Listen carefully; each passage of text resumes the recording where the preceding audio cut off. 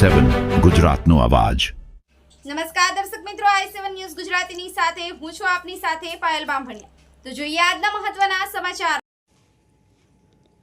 સંજેલી તાલુકાની 9 જેટલી ગ્રામ પંચાયતોમાં નિષ્પક્ષ ચૂંટણી થાય તે માટે વધુ પોલીસ બંદોબસ્ત અને વિડીયોગ્રાફીની માંગ સાથે મામલતદારશ્રીને આવેદનપત્ર આપ્યું। મળતી માહિતી મુજબ તારીખ 20/6/2025ના રોજ ઇન્ડિયન નેશનલ કોંગ્રેસ પાર્ટી દ્વારા સંજેલી તાલુકામાં 9 પંચાયતોમાં દર ચૂંટણી વખતે લુખા તત્વો દ્વારા મતદારોને ભયનું વાતાવરણ ફેલાવતા કોઈ મતદારોએ મતદાન વખતે ભયમુક્ત થઈ અને વોટિંગ કરી શકે તે માટે કોંગ્રેસ પાર્ટી દ્વારા મામલતદાર શ્રી સંજેલીને આવેદનપત્ર આપી ભયમુક્ત વાતાવરણમાં મતદાન થાય તે માટે વધુ પોલીસ બંદોબસ્ત ગોઠવી દેવામાં આવે તેવી માંગણી જયેશભાઈ સંગાડા દ્વારા કરવામાં આવી। બ્યુરો ચીફ કાળુભાઈ ડામોર સાથે cameraman sensing Bariya, i7 news Gujarati.